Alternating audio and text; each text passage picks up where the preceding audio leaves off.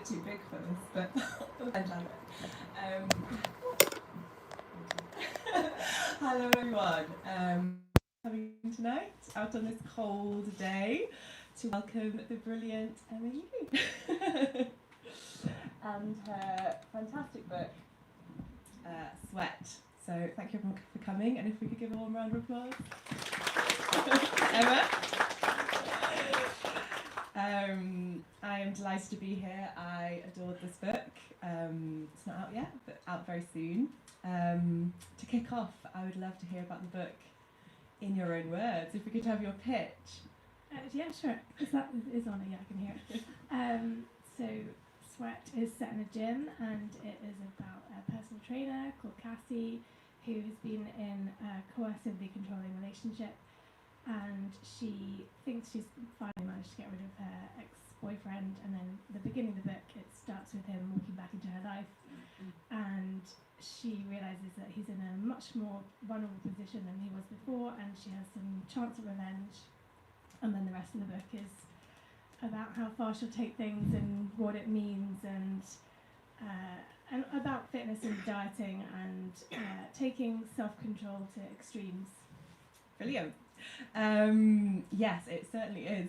Lots of delicious kind of revenge kind of nuggets in there. You say coercive control is like a main theme of the book, and fitness. Was it always the idea to bring those two elements together in the book when you started writing? Not really. So I had an idea for a long time about this switch in the power dynamic. So what I wanted to do was think about, especially about looking, what it's like to be looked at and how that can be really oppressive, and then maybe to have that switched around. What happens if you suddenly get to be the looker? And so I thought about that for, years. It's one of those things that's kind of in a card in a box, idea for another time kind of thing. And I couldn't really think what to do with it. And then I got very into fitness myself and started thinking about personal trainers. And that has a similar kind of dynamic, this switch of power. So you pay your personal trainer, so you're kind of in charge. But actually you're paying them to be in charge of you, so you spend all your time being told what to do by the person that you employ. And even within a session, there can be that switch of power that you can be okay with being told what to do up to a point, and then you put your foot down. So yeah, I thought it was kind of interesting. And once I'd started on that, and I realised that at least one of them was going to be a personal trainer, it all kind of slotted into place. Brilliant. You mentioned fitness, and what I found really interesting about the book was this, not just fitness, but food. So there's a lot about food in the book, and food is like a means to control and kind of a desire for food, but also a lot of kind of withholding of food as well. How did you weave all that in? Because I thought it was such a big part of the book, and it was so cleverly done. Well, it's been a big part of my life. Okay. So I've always had quite a tricky relationship with food, and I thought I had it pretty much under control until I had my daughter, and then after I gave birth, and it was a really bad birth, and it felt like a massive failure on my part, and I just felt like I didn't really want my body to be soft and motherly, and so I started fasting and doing lots of workouts, and yeah, the control around food was kind of healing for me in some ways, and so actually with the book, it just came very naturally. In fact, there were a couple of moments when I was writing scenes, and my husband reads almost everything I write, and he was like, "Oh gosh, this is sad. How are you putting this down?" And I was like, "That seems like a normal thought process to me."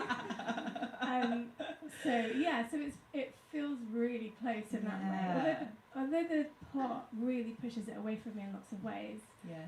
Some of those thought processes are they come from somewhere real that you can draw on. Well, they feel very real. So yeah, I guess that's. That's such a vitally thing that even while I was aware I was obsessing about food and that it wasn't healthy, and I was getting to too low a weight and stopping my periods, and knew that it was not like a kind of a good place to be in, parts of me was always thinking, but at least I can write about this. It's going to be a great book one day. Yeah, I know that urge. I do feel sorry for people who don't write, because I think, what's the meaning of any bad thing that happens to you if you're not going to put it in a book? Everything's useful to mind, of course, at some point. Moving on to characters. So the book is written in first person, which I loved. I felt it was very an intimate kind of narrative from the point of view of Cassie. You've already said that you used quite a lot of your own experiences, but how did you go about crafting her? Because she is like quite a complex person. She kind of develops in a way that's really interesting. She's vulnerable, but she's also quite flies off the handle, and you see all these different sides to her. Did she come to you fully formed, or did she develop through the process? Yeah, she was not really. I struggled with her voice at first. I knew a bit what I wanted her to be like, but she kept coming out quite bland, and I was really annoyed. And my first draft, so I thought I was going to write this lovely, sparse, really short novel. You know, all the novels I love are like short and sparse. And so I thought, this is great. And I wrote my first draft and sent it to my agent, and she was just like, yeah, you're not that kind of writer. and basically was like, threw it back, and I had to add about another 30,000 words to make it work, which I guess is where the personality hopefully comes from. But yeah, she was tricky. I kind of wasn't sure how to kind of thwart her. She was either too straightforward, be like getting what she wanted, or she was just sad, and I was like, neither of those are right. And then when I started thinking about accents, that really helped. This idea of like hiding yourself. And so until I was about 10 or 11, I had quite a strong South London accent, which does really come out still when I'm angry and very tired. And so that was kind of where I began. I started thinking about that, how annoying it is when that comes through, that part of me. And then I thought, well, she can have this, she calls it kind of like a terrier-like personality that comes through even when she doesn't want it to, or that she's trying to suppress. And I wanted her to be sort of effervescent in a way, but not necessarily in like a happy way. Just things come up, and once I started that, and I could thwart her by when she wants to be sensible or demure or whatever, it just doesn't work out. Then that kind of added another layer. And also I was interested in that with the another kind of layer of their power play is class. So all the way through, one of the reasons that her parents think that Liam is so great is because he's just that little bit kind of above them as far as they're concerned. So again, the kind of her behaviour and her accent and everything come into play there too. Yeah, it's really interesting about the kind of terrier aspect of it, because you really see that coming out through the novel. I kind of didn't quite get it at the beginning, and then it was just really satisfying to kind of see her kind of get her claws out. Moving on to Liam, so the other main character in the book. You've touched on him, personal trainer. He, again, very interesting. He's very unlikable, but there's these kind of shreds of vulnerability in him. How did you go about kind of crafting him? Is he drawn from any of your experience of personal trainers? Is he entirely fictional? I really enjoyed him as a character. I thought he was fascinating. Oh, good, thank you. No, he, again, I was finding it difficult right at the beginning to really understand why someone would want to control their partner. Or to stalk someone, which seems to me an utter waste of time. And so I looked at loads of research, but there's not actually that much on that kind of personality type. Or you can find loads for the victim or survivor. You can find loads for people who have, like other issues around it, like they might maybe have like anger issues, or they have drinking problems, or whatever. But just understanding why someone would stalk someone or harass their partner or whatever is really hard. So I was looking for a kind of guiding principle, and I realised that what I needed to do was make him only ever do things to Cassie that he could justify. So everything he does, however extreme it gets in their relationship, if you stopped him on the street and asked him what he was doing, he'd say, well, this is for her own benefit. And in a way that really mimics the kind of internal voice that I had when I was, you know, at my most kind of obsessed with fitness and dieting. That every time he says to Cassie, you know, that she's not working out hard enough or she's eating too much, that's what I was telling myself. So he's a kind of embodiment of that inner voice. That's really interesting, and yeah, it's true. It's really interesting you say that, because now I'm thinking about it, he doesn't really seem to feel shame. She feels a lot of shame, but he doesn't ever seem to kind of feel shame. You know, the actions are justified. So yeah. Well, yeah, and the thing I was interested in with that was that, you know, all his messages are reinforced by society. Yeah. Because we're always being told there's an obesity crisis, everybody needs to move more, we should stop eating junk food, let's put all the calories on the menu, all that kind of stuff. And so even when I was feeling like I wasn't doing the right thing, you know, the minute you look outside of yourself, everybody's saying you're doing exactly the right thing. You get lots of praise. Yeah. People go, oh, I wish I was addicted to exercise, you know, it's all that kind of stuff. And I think that's really mimicked in coercive control. You know, most coercively controlling relationships, it's the man that's in charge. It's you know, it's like, unfortunately, statistics bear that out. And they said that a lot of the problems that women have when they're trying to talk to people in shelters is that they would look around and see that actually we think that's normal for the man to be in charge. And so they would, you know, there's that kind of, just even if it's very subtle, society reinforcing that. So again, it was another parallel that I was playing with. Yeah, and yeah, so complex. Yeah, because Cassie feels she's delighted with how she looks at some points. You know, she's fighting this urge. She's like, I know it's wrong, but I also simultaneously feel really good, and it's quite disturbing, but also interesting to read her kind of reactions to that. On that note, there's such like a physicality in the book. Because I guess you set it in the world of gyms and personal training, I was really struck by how much, not even in a sexual way, but the touching. You know, she's manipulating him to do a movement. She's kind of, it's very much part of the book. It's quite uncomfortable to read, but also really effective. Was that always part of the book? That kind of, that really physical nature of some of the prose. Yeah, I was interested. I mean, obviously, I'm interested in the body, but yeah, I wanted to make it as much about what people's bodies do or how they interact, much more than her thinking about what she looked like. So I felt that was important. There are some things about fat shaming in the book, but they're not, as far as Cassie's concerned, she's not generating them. She doesn't, you know, hate the way she looks before. She's not pleased to be thin. It's much more this kind of energy about being powerful or whatever. So I guess that was how I was trying to generate that. And that is what it feels like, you know, when you really get somewhere in anything, any hobby or any career, that there is something visceral, there is something like really addictive, and, you know, it does feel like kind of going into battle, so I wanted to kind of try and draw on those things. Yeah. But yeah, I mean, the original, one of the early drafts, my friend thought, she was just like, could you take all the gym jargon out? Because I love the gym jargon. Because for me, the devil's in the detail. Like, it feels so real. And I never was able to forget these are bodies, because, you know, constantly reminded of it. I think it's great. Oh, thank you. I think I had put too much. I think there were a lot of like just listing exercises. It's just like my to-do list at the gym the next day, but going into a novel. So yeah, she probably was right, and maybe I've hit the right balance then.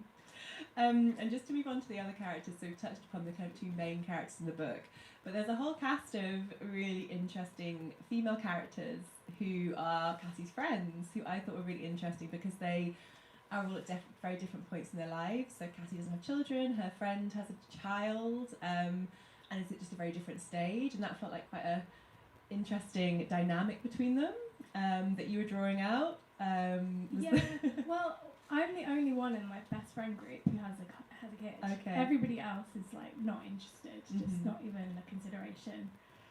They're all writers, and yeah, so there is always this kind of weird like thing between us, and there's a moment in the book where everybody's like horrified that someone might be pregnant. Yeah.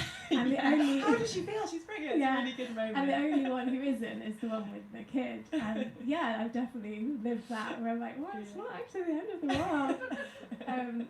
So I was interested in that, and yeah, and also one of the things I was really enjoying was putting this kind of sense of red flags in. So we've all had people in our lives where we think that wasn't right. Like the way he talked to her, or she spoke to him, or that weird thing they did, or it was like a prank but it wasn't a prank, or whatever it was. And one of my friends will get picked up from the pub just a little bit early by her partner every time. And is he trying to intrude? Is he trying to tell her fun? Or is he just being really nice and he just happens to arrive early because he doesn't want to be late? And can we say we think your partner is like abusive because he comes and gets you on a rainy night? No, like you can't. But you can all whisper amongst each other. Yeah. And I was talking to someone who said, every time there's a tiny little argument between her friend and the boyfriend, everybody's like rabid with it. Oh, did you hear it? And so I just think, it's interesting. And I've known a few people where we feel that their relationship is full of these tiny red flags. And what do you do? How do you address it? No, it's great. I think because the book is so intense because it's Cassie's first person point of view, but then when we see all the friends' reactions, it gives us that understanding, I think, that really was, I really enjoyed. So I think, if you wouldn't mind, I think we'd like to do a short reading from the book, just so everyone can get a flavour. That's my notes in case I forget what the book is about. Easily done. This is 3 minutes. I have timed it. And I don't think you really need to know anything particularly. It's all action. I plunged into the dark, steps echoing, my stride lengthening, leaning left because the ground sloped slightly to a gutter. A perfect track, filmic. Motion detector lights flashing on as I passed. I forgot how bad my form had been. The stitch stopped threatening. I wished I'd started a playlist. Until I caught a movement. For a second, I thought there was a window or mirror between two sets of garages, and I turned, expecting to see my reflection. But it wasn't me. Rusted garage doors blocked my view for 15 steps. Then another glimpse. Someone in a hood and neon orange trainers. Someone running parallel, keeping pace. Garage, garage, garage, orange trainers. Garage, garage, garage, orange trainers. My heart itself began beating the words. I held back behind the next set of lockups, internal organs sloshing about inside me, stitch stabbing me under the ribs, and walked. Walking after running is miserable. So slow, so heavy. It must be like that for birds when they land. How disappointing to be waddling along when you've been soaring, when you've been floating free, to suddenly find yourself chained to a body again, a lump that you have to drag along. It took forever until the next garage gap, and there was no one there. Upping the pace again, 8 steps, 10, but that stitch was hooked to my insides. My calf muscles were bunched, and the line of lockups no longer looked friendly. The lights were switching off behind me, gaining ground. In a minute, I'd be left in the dark. And then I heard a scuff of rubber on concrete, slightly out of time with mine. I stopped again and waited, looking around, dragging in lungfuls of the dust that collects in ridged concrete, calming my breaths until I could hear beyond them. A distant siren, the thump of a car sound system getting closer and then further away, a metallic rustling like a fox in a bin. My sweat cooled, but I locked tight against shivering, standing like a statue till every light went out. It was unnaturally dark, the blind wall around the estate just a void, the lockups blocking out light from the street beyond. I carried on staring, watching for neon trainers, ready for the flood of halogen, because surely someone else was standing, waiting too, expecting me to spotlight my location. Seconds ticked by, or maybe minutes, my ponytail making a disconcerting brush against my spine. Leaves stuttered over the concrete like a sigh, like a whisper. The light flashed on, 6 blocks up, hood, broad shoulders, orange trainers. I bolted, doubled back. That stitch tried to murder me from the inside, but I was fast, too fast for the lights. They couldn't catch me, they couldn't keep up, and neither could the man. Was that because he couldn't see me, or didn't want me to see him? Or was this just a reminder that Liam wasn't the only danger in the world?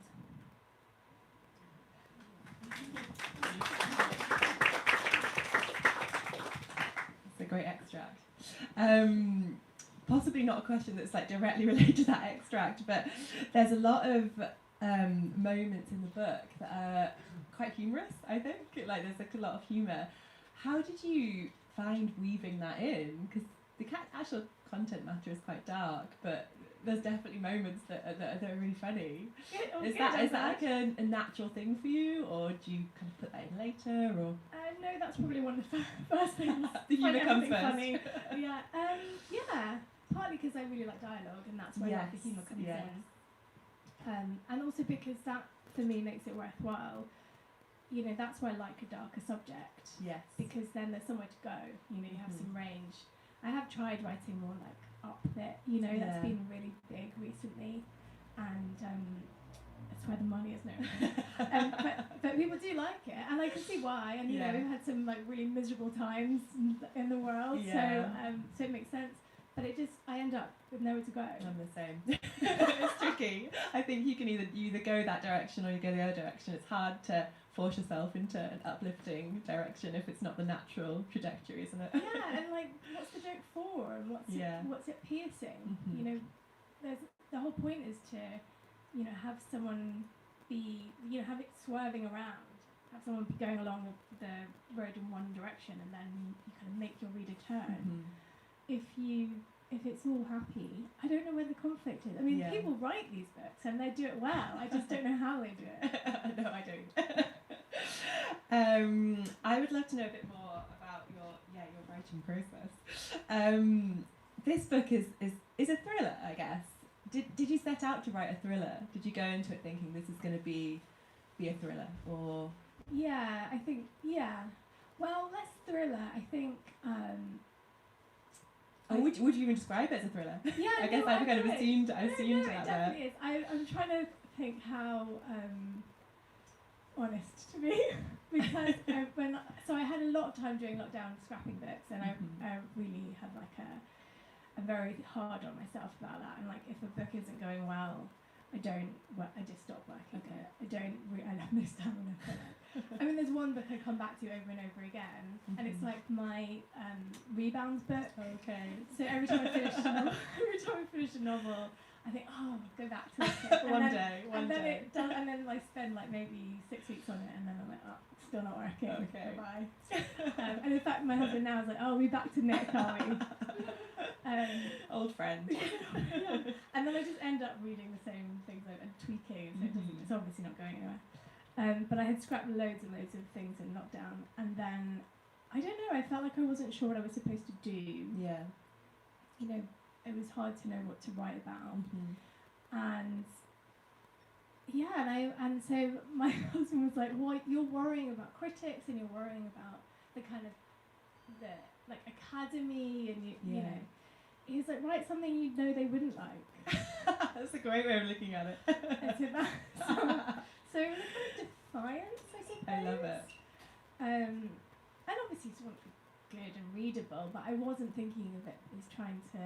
It sounds like slightly like I didn't care about it, but I wasn't trying to make it like a, you know, like my like great, you know, novel about all these things. It was trying to kind of give myself a break, but also to say actually that's worthwhile doing. And so, were there any other books that inspired Sweat?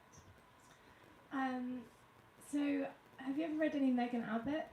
Yes, I have. So, I love her descriptions of girls training, basically. Oh, okay. So she's written a lot about ballet. Is that her? Or no, maybe she may have written one about ballet. So the one I'm thinking was about cheerleaders, which sounds like it's all going to be like frothy, but they talk about cheerleading as if it's going to war. That like it's really visceral, and she takes their training really seriously. And I love also that, you know, there's scenes where they're there to perform, and there's obviously a football match going on afterwards. But as far as they're concerned, that's not the main point of the evening. So as soon as their bit's done, they're like, oh, and then some people play football, maybe. And they really take it serious, and they're also competitions. But she just describes their bodies, and she describes their bodies as a kind of something for themselves or for their team, and not for the male gaze, really. Yeah. And she does that in several books. There's also one where the girls play hockey, and again, it's described in these violent terms, really exhilarating. And another where a girl's a gymnast, and that's again like that the girls are allowed to look inward and think about their bodies, but they're not without this kind of sense of it being coming to be self-harm. So I thought, that was a big influence, and I really wanted to write something sinister. I don't think I'm not, like, I don't know if you've read Fever Dream by Samantha Schweller. I can't say it. But yeah, I do, yeah. So, I mean, it's nothing like this. It's so, it is dreamlike. But I love the feeling of this dread, and you don't know what's going to happen, and which is why I wanted there to be a child in this book, because as soon as you put a child in a book, you worry about them. So, so those are really two of the main. That's really interesting, because I think if you told me off the top of my head that a gym would be a kind of dark kind of setting, I would have been like, how? But it's the claustrophobia of the gym. You know, we think of these gothic houses and kind of traditionally sinister places, but actually the gym becomes very claustrophobic. And her description of her parents' house, which is this very claustrophobic place and lots of carpet, I felt very claustrophobic reading the whole book, actually, in a good way. So thrillery. Yeah, I mean, it's awful, like the amount of times when people say, "Oh, I felt really upset," when I'm like, "Good." Yes, I've achieved what I was trying to do. On that note, were there any, without doing any spoilers, because I don't want to spoil the plot for all the people who haven't read it, but were there any scenes in the book that were difficult for you to write? I know you've drawn on your own experience, so potentially, but was there any particular parts? So there is a kind of moment where she does a pull-up, and I spent like years trying to get to the point where I can do a pull-up. I can now do a pull-up. Oh wow! I could do one and then have a rest and do another one. It's pretty much my limit. I'm not going to be joining the Marines anytime. Apparently you need to do 8 to join the Marines. I don't know. That's what I've heard. So that was physically that was the hardest bit to write, because I wanted to be able to do the thing before I wrote about it. So that took a while. Otherwise, no, I mean, mostly it's just that feeling of wanting to get it right. And also anything physical. I mean, there's kind of a couple of like fight scenes and things. I mean, that sounds ridiculous, but like tussles. Yeah, like physical. And I always make my husband. Oh really? If I was like this, what would you do? And like, how would it? And I'm always amazed, and it's a bit depressing. I'm always amazed how much harder it is. In your head you're like, oh, I would just do this, and then I'd be free. And then he's like, I would hold you here. And you're like, oh fuck. That's it. Okay. Like I did that, and there's a scene in Elizabeth is Missing where Maud, as a young girl, tries to keep a letter away from a man, and I thought, oh yeah, and she'd be like doing this, and I asked Andy to take a letter off me, and he did it. Like, damn, he spoiled my whole plot. He spoils me again. So I had to change the scene. It's just, what can you do? But it's important, I think, because I notice when other people are using a scene, and I think that wouldn't work like where's his other hand then? Yeah. Or what, like, how much strong, how strong is she? Or I mean, fine if it's a kind of bit where you feel like you're meant to be going with the flow and it's fun. That's it makes sense. Or if there's some mitigating circumstances or something. But I want it to be, the premise is kind of as like. No, I mean, it's interesting because none of the premises of my books are really that believable in a way, but everything else I hope is as close to reality. I think it's like there's so much detail in the book. Like you said, all these descriptions of the muscle groups and the exercises, that draws you in, and the detail is the devil's in the detail. And were there any bits that you love writing? You know, I always think the joy of being a writer is when you can properly lose yourself in a bit, and the flow's there, and it just feels brilliant. Were there any bits that were like that? I loved writing the scenes with the friends. Yeah. Because they felt really natural. Although now there's a friend, one of the friends in the group, sort of doesn't always get the context of a joke, or it's kind of slightly slower on the uptake. And one of my friends keeps now referring to herself as a Michelle. Which I was like, it's not based on you. It's not you. So that was a worry. And yeah, I think that's probably, and I really like Tommy as well, who he redeems himself with it. Who redeems himself. I wanted to give him an arc. And so yeah, there's a kind of, again, how you can misjudge people, right? Yes. And miss something that's going on because you're focused on whatever is over here and it's happening here. So yeah, so I really liked him. He's good. And in terms of the plot, I'm always interested, especially with thrillers, how much the plot changes in the editing process. I'm aware that you might not want to give too much away, but it's always fascinating to understand if anything changed once your editors kind of, you know... Oh, I cut 7,000 words. Oh, wow. Yeah. So things did change quite a lot. Yeah. It was mostly, you know, that I would have a scene and then there would be a clear bit where the scene could end, and I had just kept writing. So I was loving it. So it's more that kind of thing rather than big changes. Big change to the plot. Okay. I tend to do really big structural changes before it goes. Yeah. And so there were scenes that were moved around all over the place, and also I changed the ending after the first like abortive draft. Okay. And that really helped because it had been fine, but I hadn't really known where I was going with it. And once I had my ending, suddenly every scene makes sense. You know, once you know where you're going, and I can't say in case it's a spoiler, but it's kind of then there's a purpose for every kind of peripheral character. So yeah, I'm always looking for that because I don't really like to write without some kind of plan. I don't mean like I have a really strict structural plan. Yeah. But I like to know what I'm trying to say. You knew where you were going when you kind of started. Yeah, and like, you know, when people say, like one of my old tutors used to say, like, I would just write a sentence and I would make sure it was the best sentence I could write, and then I would just write the next sentence. Yeah, I know, I can't do that either. That was absolutely not how I can't even, how does it suggest next sentence? It's fascinating how different everyone's approach is, isn't it? It's like the novel used to tell me to frisk my manuscript for every stray word. I don't know what that means. I still don't know what that means.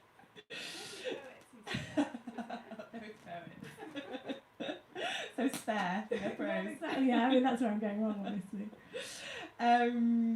Brilliant. So we're kind of coming to the end of our chat. I've just got 2 more questions for you, and then we'll move on to some audience questions. Got a bit of time for that. I always like to ask people if they were going to do a mini-series or a TV programme. No. We'll just go with Liam and Cassie. No, who would you cast? Oh! As Liam and Cassie. So, just to give the audience a sense of... I swear we watch very little TV. I mean, my husband wants Jodie Comer to be Cassie. Oh, nice. Which luckily I've heard of her, so that was great. But someone did mention someone else, and I was like, you know, she'd be great. So I'm very bad at that. I don't know. Liam's a bit of tricky cast, I think. Kind of thinking of someone like really muscular and kind of... Yeah? Yeah. Oh, thank you. Oh, thank you. And what's next for you? So obviously this book is coming out this week? Yeah, Thursday. Yes, this Thursday. Yeah. And are you working on anything that you can tell us about? Yeah, I'm working on my 4th novel, and it is about parental competition. I'm really interested in how people really kind of stop bragging, especially once their kids are at school. I mean, even before that, I remember I had an NCT group. I remember when one of them started rolling over at like 5 months. And And yeah, everyone was like, oh, Ruby's very clever, isn't she? Like this 5-month-old, and one of the boys didn't roll over until he was much old, like I don't know, I can't remember. Like he wasn't walking until a long time after the others. And yeah, how people kind of start like working out the hierarchy based on that. And his mum was great. She was just like, it's fine. Like no one like gets 40 and they're like, oh, he still hasn't rolled over. So she was fine about it. But yeah, even then, but especially once school starts, how people really want their child to be unique. It's not just they want them to be the best. They want them to be really special. And then you find yourself doing it. Like, you know, that I would start bragging about it. Like, totally pointlessly and embarrassingly, that I would at stupid things like, oh yeah, she's actually the only girl that's been invited to a boys' party. Wow, what am I bragging about that? It's really stupid. And then I hear myself say it, I'm like, oh, why? Then you're like dialing it back, you know, like, oh, probably they just had small numbers. Like, what? It's too late. You've said it. Amazing. So I'm interested in that, but I think it's going to be quite weird. I've got an idea that I won't tell you because I feel like I have to justify by writing it before I feel. But so it's going to be about a kind of extreme version of that. Amazing. And will it be kind of in the vein of a thriller? Will it be more kind of satire? Or? At the moment, it's a journalist trying to understand why these parents have done this thing. Amazing. Oh, it sounds great. I love it. I love a bit of things about parents. Brilliant. Well, that was such a lovely conversation. Thank you so much. And now I'd love to put it out to the audience and see if anyone has any questions at all. Anyone? Oh, if you say it, I'll repeat the question for the live stream. It's not really a question, it's a statement. I'm just really pleased to hear that you've got some humour in this one, because one of my sadnesses was how the TV adaptation of Elizabeth is Missing cut that humour out, and it was very much darker, and I think it lost a huge amount by that, so I'm really pleased to hear there's some laughs in it. So pleased to have some humour in the book. Yeah, I mean, I don't think I'll ever be able to not put humour in. I find it really... I mean, there are books that I've read that I really love that don't have, like, loads of laughs. But yeah, in general, it's that trying to make it kind of interesting and varied. Yeah, that's funny. There were a couple of kind of funny-ish moments in the no.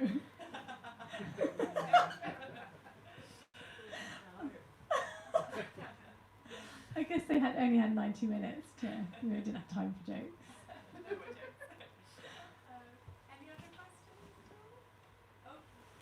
I have a wee question from the online chat. So this one is from Eileen. Really enjoyed this. I struggle with so many thrillers because women are robbed of their agency or brutalized in really gratuitous ways.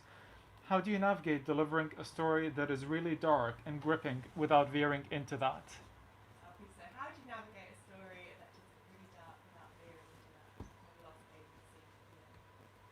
agency. Yeah, that is tricky, I guess. I mean, I think because there's none of the kind. This book isn't the kind of thriller which opens with like a dead naked girl, which is the trope that we're all trying to avoid.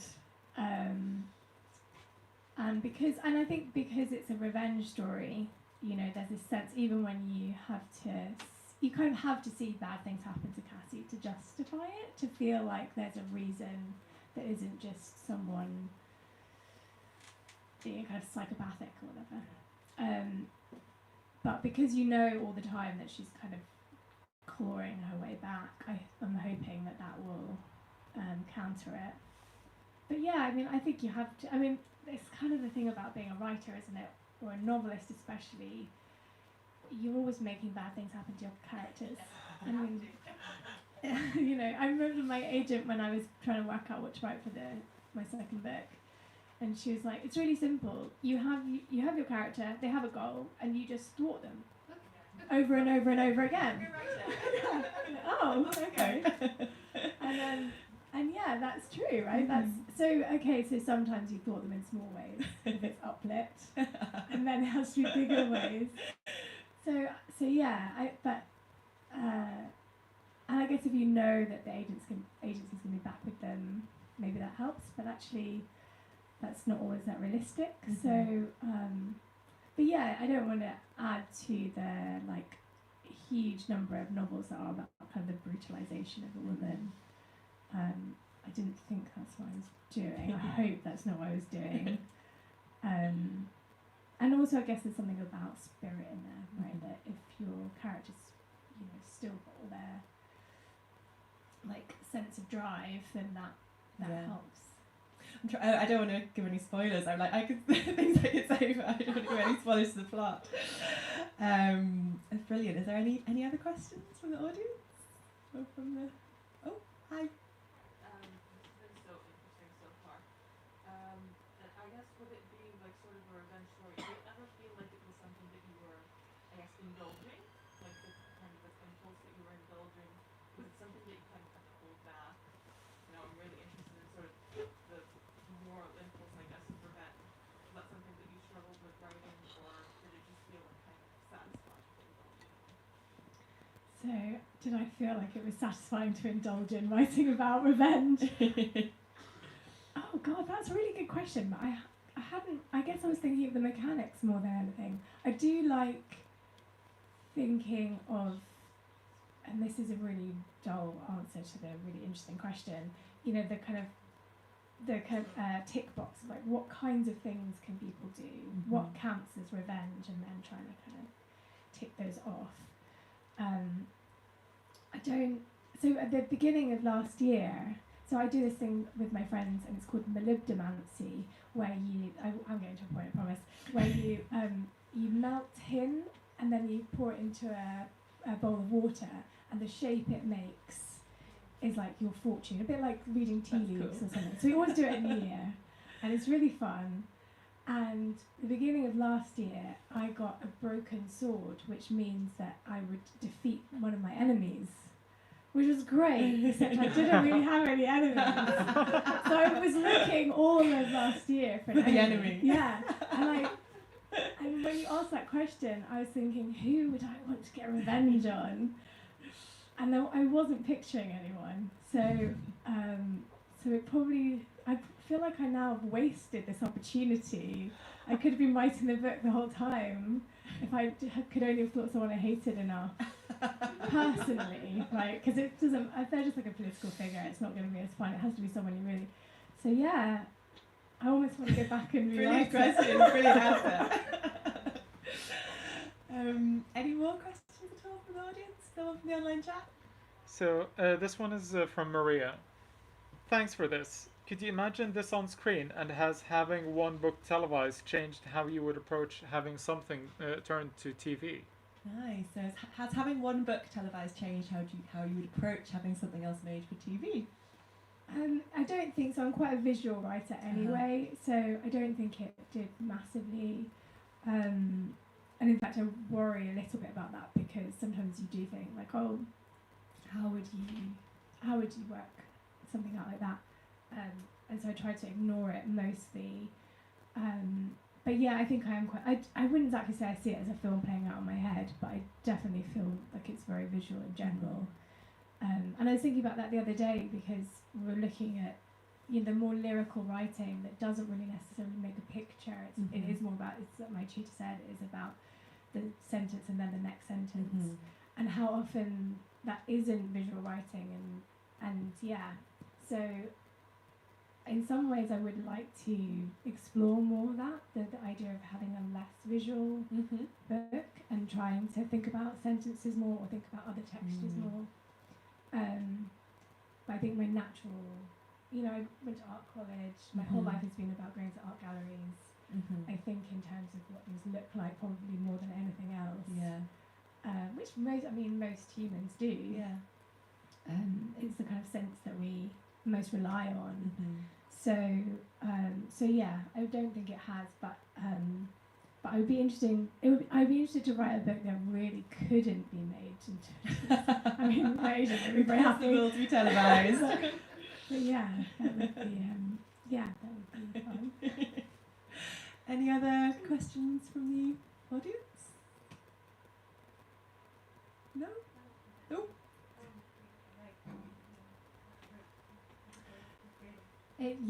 So sorry, just to repeat for the stream. So how long does it take for you to write the book? So this took 2 years, which is my fastest ever. But bearing in mind I also scrapped about 4 projects between this and the last one. It averaged out to then being about 7. So so it really depends. I wrote the first draft really, really fast, and I think I had to because partly because I was trying to scrap it the whole time, and my husband was like, "No, go back and this one has to stick." But yeah, normally I'm quite slow. I write fast, but I think slowly is what I normally feel. Like I'm very fast at editing. My editor would say like, "Oh, here are the changes. Get back to me in a couple of weeks," and I'd have them all back in a few days. I feel like that part is great, but the generating is really. I'm very slow. At the moment, I'm writing about 800 words a day, and that is as fast as I've ever written, I think. And that's just because I really want to tell people about it, and I can't tell people until I'm worked out whether it's actually going to mean anything. And also this is the quickest I've ever come up with another book. Normally at this stage, when I'm doing the kind of promoting part of the book, I still have not. I'm still working on Nick and pretending I'm going to write his story, and knowing in my heart it's not going to happen. One day you'll come back to Nick. Yeah. I really like it. It's going to be, if it ever happens, it's going to be a literary choose your own adventure novel, which would be so fun. That's fun. Can't make it work. Yet. Brilliant. Well, any other questions? We've got time for more. If there's any others. No? Yes, there's one at the back from the online chat. So this one is from Joy. As seasoned writers, I wondered if you had advice for someone who's just starting out. And I guess this is for both of you. You can go first. You're the most seasoned. As seasoned writers, do you have any advice for someone who's I mean, people always say read a lot, but that's such an annoying thing for someone to say, isn't it? I don't know. What did I do? I can't remember. I think the problem is every book is different. Like this book I wrote, basically more or less NaNoWriMo the first draft, which I never thought I would ever do because I like to build things up slowly. And my first book was quite well worked out. I kept quite a good list of what was happening and the planning. And then my second book I didn't, and it was all a big mess, and it was sort of constant shifting of jigsaw pieces. And this new one, I already know so much more about it than I would about nearly any other book. And all the ones that are in between that have scrapped have started in different ways. So I think maybe it's that keeping faith that even if it's your first novel, you've never written a novel before, you're in the same boat as someone who's written 10 novels because every single one is different. Yes, I definitely agree. And it's a marathon, not a sprint. It is just like that word count every day will get to the final.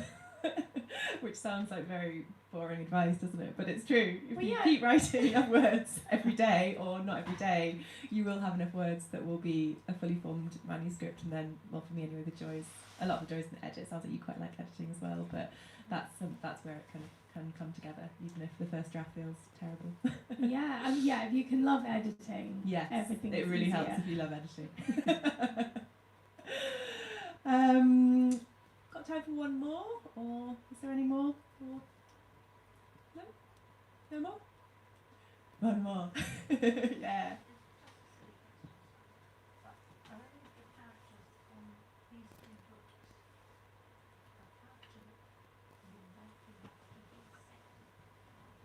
Ooh. So I'll just repeat the question. Are any of the characters in 3 books you've written characters that you'd like enough to write a second book about? Not really. Well, not that I don't like them, but I just so. You think their story is told? Yeah, I mean, I think I'm maybe not, I just think I'm a bit. I get kind of I've done something. I remember when I first sold my first book, and my dad said, "Oh, you know what's this is really important advice. The authors that do best stick to the same kind of territory. They write the same kind of book, not the same book over and over, but the same kind of book. They don't range too widely. Readers like that. They know what they're getting, and they have a kind of sense of what they're going to be buying." And I was like, yeah, can do that. Yeah, it's a really good idea. Now, all the reviews are like, this is different.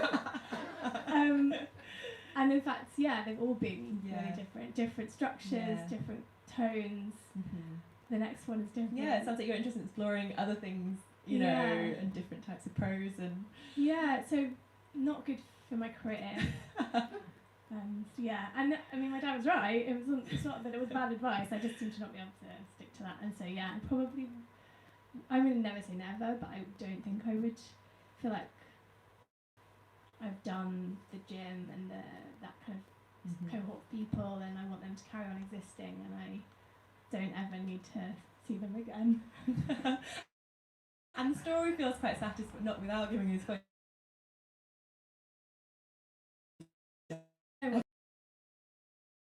Things will proceed. So yeah. Brilliant.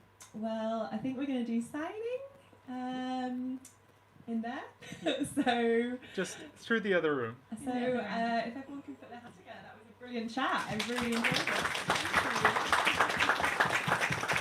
Thank you.